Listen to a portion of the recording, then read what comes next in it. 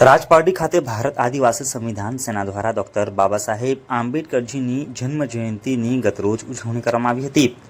ભરૂચ જિલ્લાના ઝઘડિયા તાલુકાના રાજપારડી ખાતે ભારત આદિવાસી સંવિધાન સેના દ્વારા ડોક્ટર બાબા સાહેબ આંબેડકરની જન્મ જયંતિને ભવ્ય ઉજવણી કરાઈ હતી, જેમાં ભારત આદિવાસી સંવિધાન સેનાના રાષ્ટ્રીય ઉપાધ્યક્ષ દિલીપ છોટુભાઈ વસાવાનાઓની આગેવાનીમાં ચંદ્રકાંત એન્કલેવ પાસેથી ભવ્ય શોભાયાત્રાનો નીકળી રાજપારડી 4 રસ્તા સ્થિત ભગવાન બિરસા મુંડા તેમજ બંધારણના ઘડવૈયા ડોક્ટર બાબા સાહેબ આંબેડકરજીની પ્રતિમા ઉપર પુષ્પાંજલિ અર્પણ કરીને શોભાયાત્રા રાજપારડી નગરમાંથી જલારામનગરની સામે આવેલ સભા સ્થળે પહોંચી હતી, જ્યાં દિલીપ છોટુભાઈ વસાવાએ ડોક્ટર બાબા સાહેબ આંબેડકરજીને યાદ કરી ઉપસ્થિત મેદનીને સંબોધન કર્યું હતું। આ કાર્યક્રમમાં અંબાલાલ જાદવ, બચુભાઈ માસ્તર, અશ્વિનભાઈ પટેલ, વિજય વસાવા, નતુભાઈ વસાવા ઉપસ્થિત રહ્યા હતા।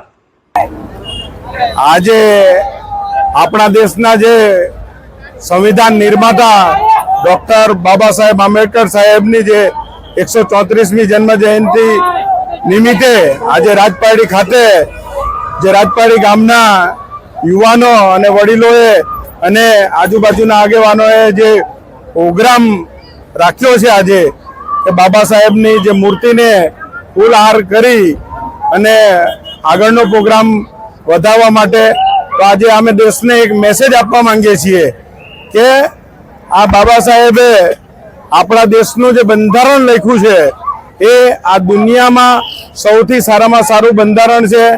જો આ દેશ એ બંધારણ દ્વારા જો ચાલત તો આજે દેશમાં જે ગરીબી છે અને જે બેરોજગારી છે એ બેરોજગારી બી ના હોત અને ગરીબી પણ ના હોત। આજે દેશ 77 વર્ષ થઈ ગયા તોય છતાં પણ જુઓ આજે આ દેશમાં જેમણે બંધારણ લખ્યું છે એમનું બી આજે માન સન્માન રાખવામાં નથી આવ્યું। આજે દેશમાં ઘણા એવા વિડીયો આવે છે કે એમની મૂર્તિને કલંકરૂપ એ કરવામાં આવે છે। તો આ દેશના તમામ લોકોને હું કહેવા માંગુ છું કે આ દેશ બંધારણથી ચાલતો દેશ છે।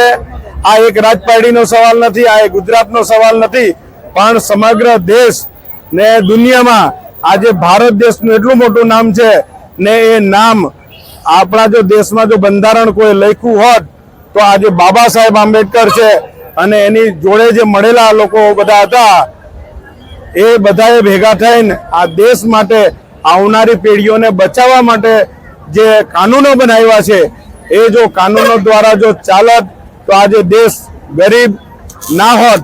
તો આ સરકારોને બી અમે કહેવા માંગીએ છીએ કે જ્યારે તમે સત્તામાં આવો છો તો જ્યારે સંવિધાન લઈને માથા પર ટેકો છો ને સંવિધાનના શપથ લો છો તો તમને અમે કહેવા માંગીએ છીએ કે તમે સત્તામાં આવ્યા પછી આ સંવિધાનને કેમ ભૂલી જાઓ છો। તો અમે કહેવા માંગીએ છીએ કે ભાઈ દરેક માણસનો હક ને અધિકાર છે, દરેક કોમનો હોય। આ એક કોમ્યુનિટીનો સવાલ નથી, આખા દેશનો સવાલ છે।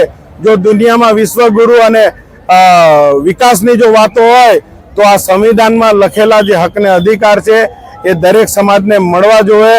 આવનારા સમયોમાં આજે 77 વર્ષ થઈ ગયા તોય દેશના અને ગામડાની હાલત જુઓ, ડેવલપમેન્ટના નામે લોકો વધારે ગરીબ થઈ ચાલ્યા, વધારે બેરોજગાર થઈ ચાલ્યા। એટલા માટે આજે 134મી જન્મ જયંતિ નિમિત્તે આજે રાજપારડીમાં અમે આજે ડોક્ટર બાબા સાહેબની મૂર્તિને જે ફૂલ આરતી એમનું જે એ કર્યું અમે તો સમગ્ર દેશના લોકોને આજે એમની જન્મ જયંતિ નિમિત્તે આખા દેશને અમે શુભકામના આપવા માંગીએ છીએ। જય બાબા સાહેબ, જય સંવિધાન, જય સંવિધાન, જય આદિવાસી।